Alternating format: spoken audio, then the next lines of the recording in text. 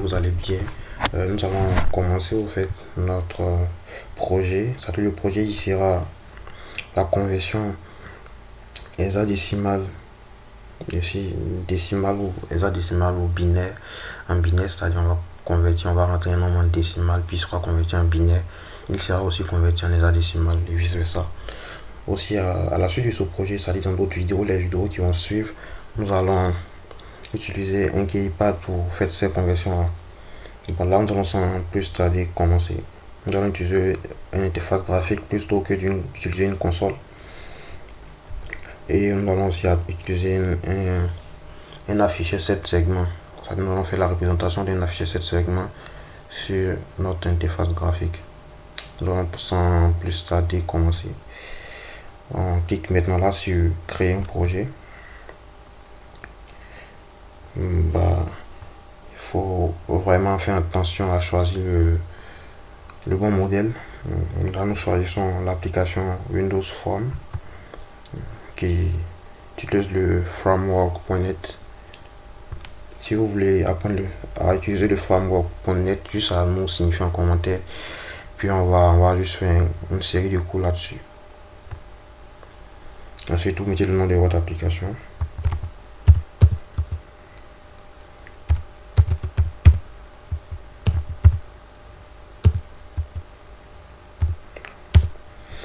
Ok, là, c'est juste s'assurer de choisir ce framework là, c'est-à-dire la version 4.72 pour ne pas avoir de problème avec la boîte à outils. Puis ensuite, cliquez sur créer. Nous allons commencer maintenant la création de notre application.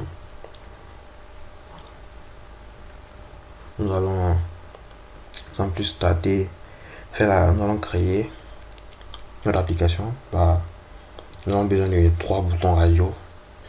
C'est-à-dire on va créer les boutons, 3 boutons radio à partir de la boîte à outils.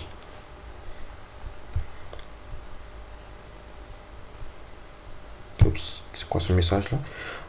La boîte à outils se trouve ici. Nous allons créer 3 boutons radio. Vous pouvez simplement venir mettre radio ici pour trouver les boutons radio. Juste avec les rad, voici les 3 boutons radio. Vous voyez, vous les placez ici.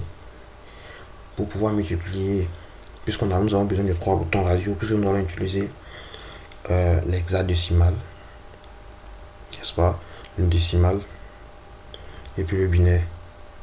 Donc nous avons besoin de 3 boutons radio. Pour pouvoir le multiplier, juste à maintenir la touche contrôle, vous multipliez. Là on en a 4.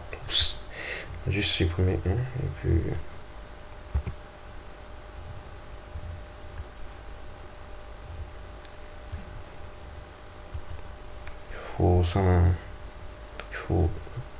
il faut les nommer.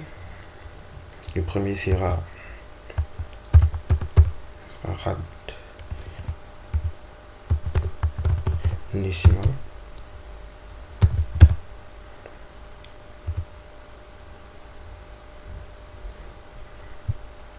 Le deuxième sera rad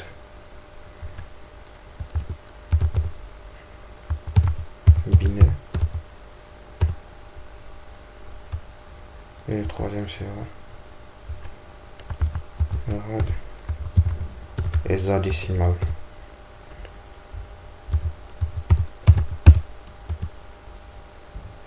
Là, nous allons faire la création de nos boutons radio.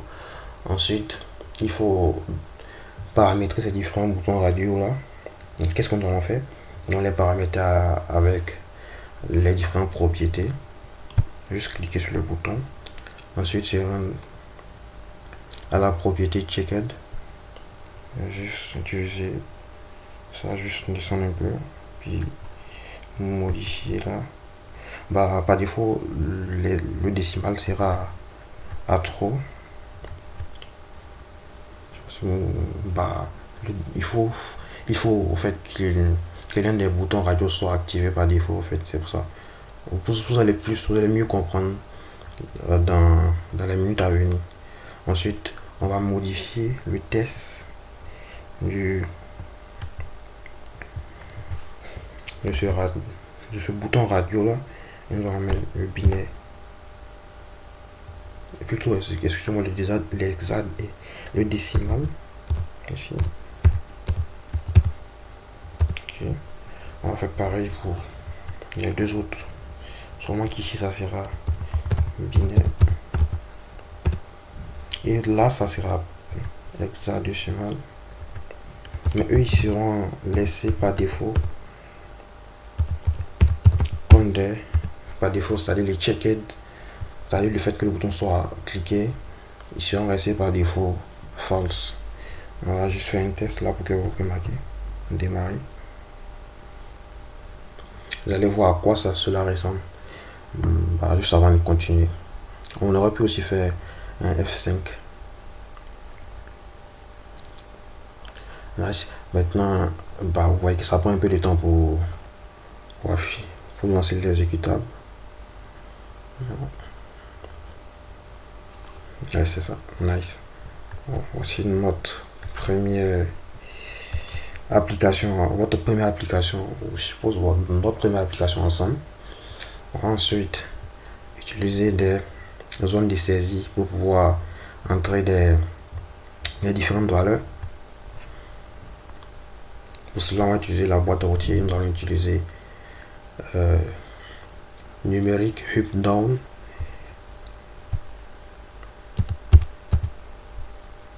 Numérique up down. Nous allons utiliser 6 numériques up down parce qu'au fait nous avons besoin de 4 valeurs binaires.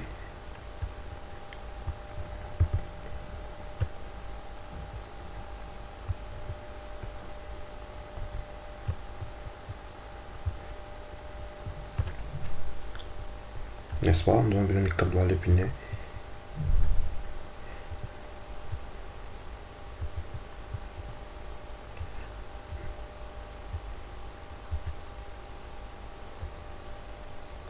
Si la vidéo devient un peu trop longue, nous allons juste nous arrêter à la conversion binaire. Ensuite, nous allons faire notre vidéo pour l'afficher cette segment. Ok, là nous sommes corrects là. Ensuite, nous allons nommer les différentes valeurs.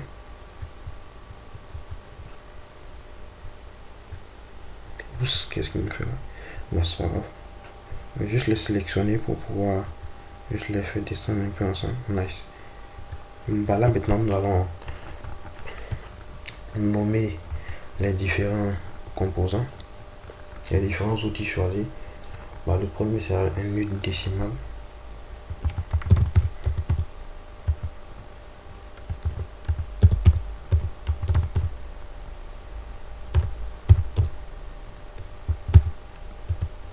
Puis on aura à mettre ces paramètres, c'est-à-dire le minimum à 0, que vous venez juste là, dans le minimum ici qui est à 0, et on va mettre le maximum à 15.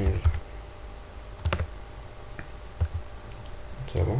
Ensuite on met la propriété enable, doit être c'est par ordre alphabétique. Si vous avez remarqué, c'est encore plus simple à retrouver.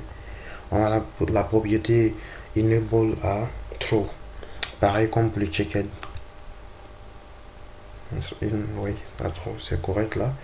Puis ensuite on va modifier aussi les propriétés des différents valeurs numériques, des différents outils numériques down du binaire et de l'hexadécimal. Le premier, ça sera, le nom sera nul, plutôt nul, tu vois, nul binaire 0. Lui sera plutôt le 4, n'est-ce pas? Je sais pas si vous l'avez remarqué. Puisqu'on du binaire là, ici, ça sera le 0, le 1, le 2, le 3. Je pense que vous m'avez compris, donc lui sera le 3, n'est-ce pas? Je pense que là c'est bon. Puis on va aussi mettre le maximum et le minimum, le maximum à 1, le minimum à 0. Je pense que ça vous l'avez aussi compris. On va essayer d'aller un peu plus vite. Si vous ne comprenez pas, juste à me signifier cela en commentaire, on va mieux l'expliquer. Je suis disponible, plutôt nous sommes disponibles pour toutes vos questions. Nice, on met lui à 1. Puis l'enable on le met à false. Par défaut il est à vrai.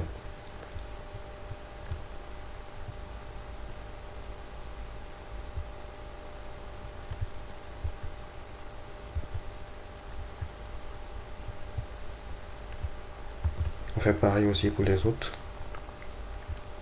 Juste que lui sera numérique true. Il y a une plutôt nulle binaire 2. Je pense que vous avez compris la logique. Nulle binaire 2. On met le niveau à false. Et on met aussi le maximum à 1. Je pense que vous avez compris ça. On fait pareil pour les deux autres.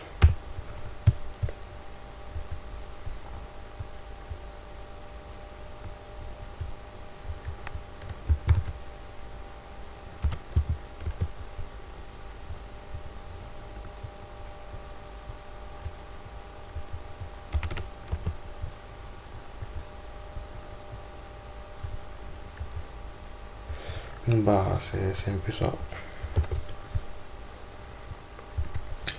Bah, on va aussi faire pareil pour le dernier. Ça prend du temps là. Bah, c'est tellement compliqué que ça. Je pense que c'est parti, vous pouvez les passer, juste ne pas perdre du temps sur la vidéo. À false. Puis, c'est ça.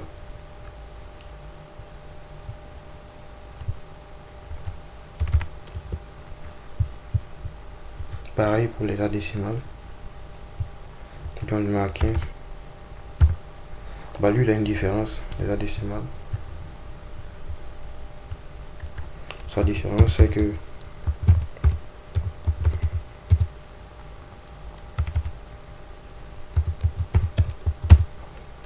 sa différence c'est qu'on va devoir mettre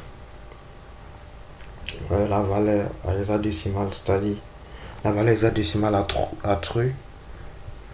On va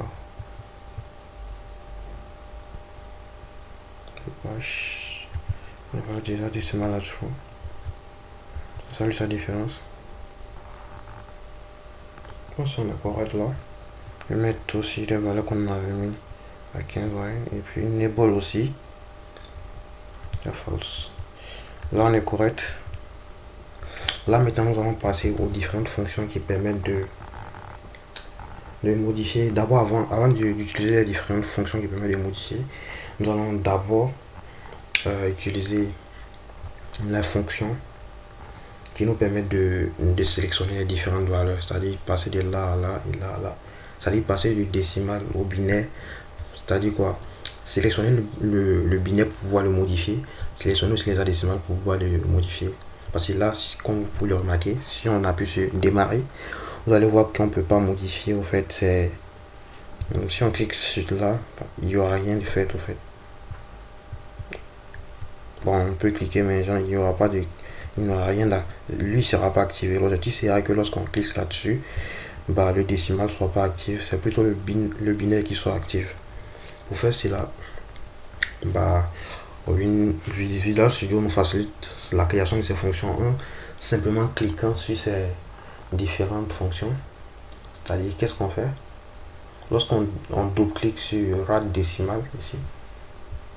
Je sais pas si ça c'est rad décimal. Si on double-clique dessus, il va nous créer une fonction appelée rad décimal changed. Et qu'est-ce qu'on fait si on clique sur rad décimal, le nœud décimal, si on clique sur rad décimal, qu'est-ce qu'on fait? On active le nœud décimal. Donc qu'est-ce qu'on fait? On vérifie le checked. On va faire rad décimal checked.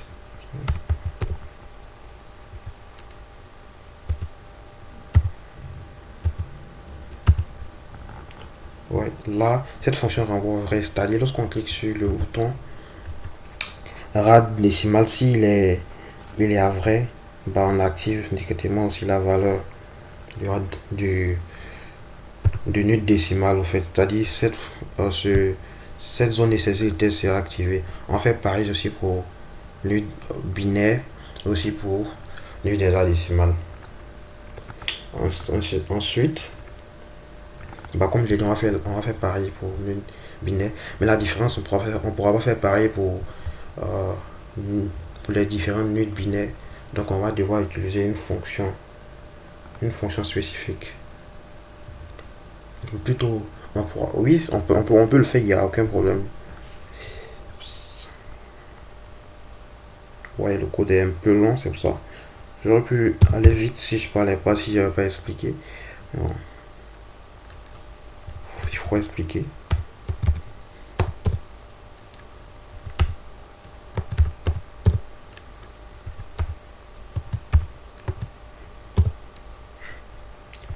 Là, c'est bon. Qu'est-ce que vous comprenez là? Vous voyez que là, là maintenant, on va choisir le RAD binaire. Sur le RAD binaire, si on check le RAD binaire qu'il est vrai, on active aussi tous les zones de saisie du binaire. Je sais pas si vous avez compris en fait. Ouais, il ne devrait pas avoir de problème.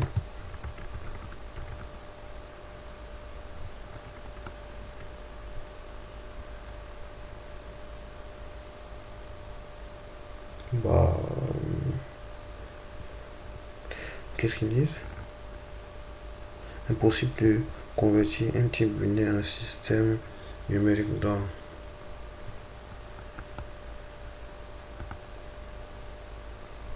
Oh, oh, bah, c'est bizarre. Oh, c'est sûr que ça se comprend. Bah, c'est le booléen. Peut-être juste une erreur.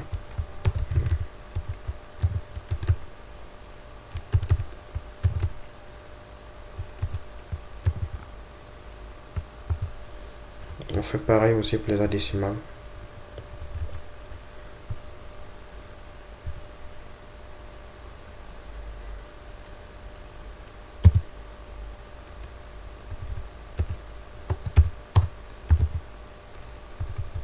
Voilà les hexadécimales. Check it. Oh, la même erreur va apparaître puisque j'ai juste collé ça. Nice.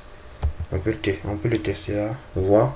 Bah, je pense que on va faire une nouvelle vidéo pour ne pas être assez long et juste vous demander de vous abonner pour plus de contenu. On va essayer d'être un peu plus rapide puisque vous voyez le langage C# est un langage qui au niveau syntactique est assez long, puis aussi le framework que nous avons utilisé Windows Form aussi est assez aussi. Il y a aussi pas mal de choses à faire parce que c'est une interface graphique. Mais je pense que là, on va s'arrêter là. On va faire une autre vidéo pour la suite de l'application. Comme vous voyez, notre application là est vraiment fantastique. Puis, n'oubliez pas de vous abonner aussi. Bah, parlez à vos amis qui utilisent ces différents langages. Abonnez-vous et surtout, n'oubliez pas de partager la vidéo et de mettre les j'aime. À la prochaine. Salut.